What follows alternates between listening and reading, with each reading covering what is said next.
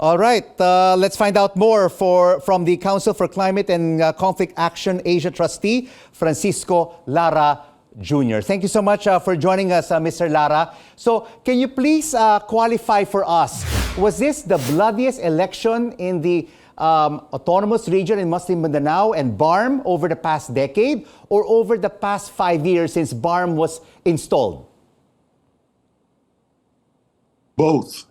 This was, if you reckon the numbers, since 5 years ago when the BARMM was installed, this was the bloodiest election in terms of number of incidents and number of deaths. And also, if you go back to 2013, it is the same story.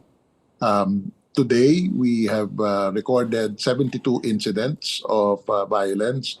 We have recorded 21 fatalities, 36 injuries, plus we recorded yesterday about 6,000 people who were displaced, particularly in areas where there was a lot of competition and violent competition during the elections. So Mr. Lara, share with us, why was the government complacent when before the elections, BARMM was already identified as a hotspot? Exactly. It's strange. It also baffles us why that was the case. The places where the eruption of violence happened were actually places that government knew were already hotspots even in previous elections. There are two reasons, I think, why that was so, because I think there were not enough soldiers deployed. I think they underestimated the extent of violence. We had been talking already for a couple of months, warning people that this was going to turn into a bloody election because incidents of violence started quite early. As early as about 6 months ago, there were already incidents of violence.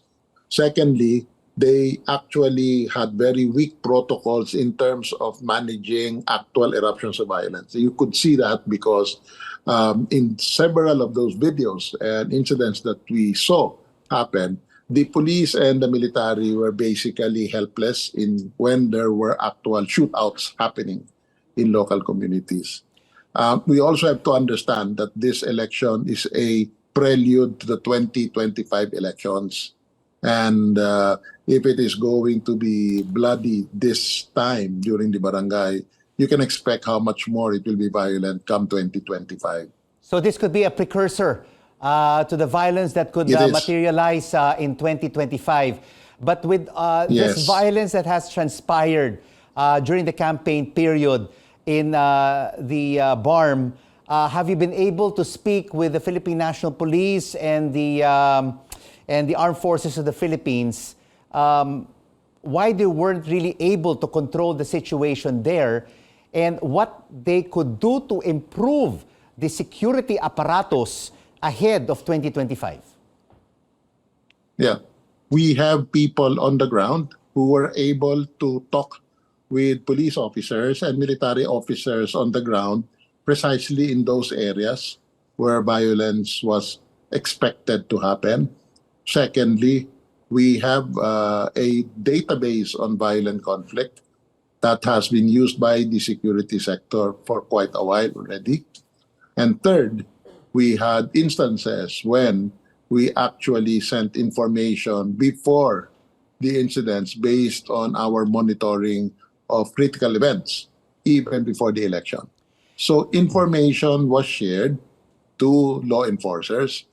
And don't take me wrong, they did a hell of a job yesterday controlling the violence, probably in other places, but not in the places of the BARMM.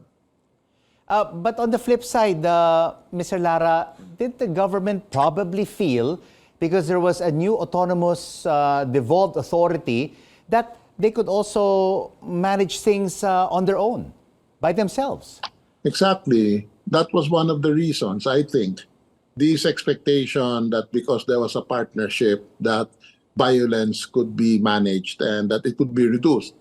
But the real situation right now is precisely because of the BARMM government. You had a new actor that was itself involved and had a lot of stakes in winning positions in this election. And remember, a lot of the groups who were involved, those who had stakes in gaining political office, still hold on to weapons, illicit weapons in particular. No? They have not been decommissioned. They're still in control of those weapons. So that, plus the huge stakes right now because of the monies involved, the amount of resources available to local government units has exploded. That that has grown so big that it's now a big prize to seize local government offices. So that all of those conditions helped create this violence. So a lot of politicians really wanted to get into the grassroots levels because this is the foundation, the barangay and the SK polls for the local polls, which will be taking place in 2 years' time. In 2025. Yeah, in 2025. That's right. Because if you really take a look at it, Mr. Lara, this is a village election. People know who they are voting for. I mean, their kapitbahays, kakilala, kababayan, kababata. And this kind of violence should not really be taking place.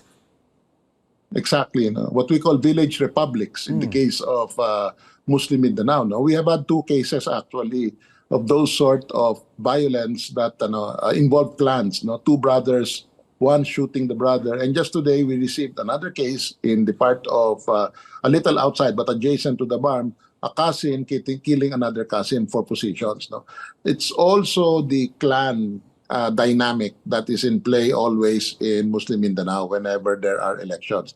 Everyone presumes that it's going to be violent. The problem is no one made enough preparations to head off that violence, despite the fact that they knew that that was going to happen. And a lot of it is actually because they thought that the regional authority would take care of that. Yeah, the regional authority was aware, and the government, that 2,000 teachers refused to serve in this election.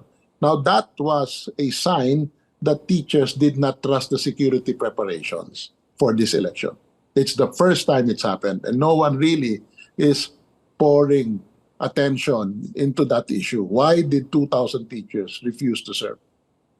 Thank you so much for your insights and for your explanation, Council for Climate and Conflict Action Trustee Francisco Lara Jr.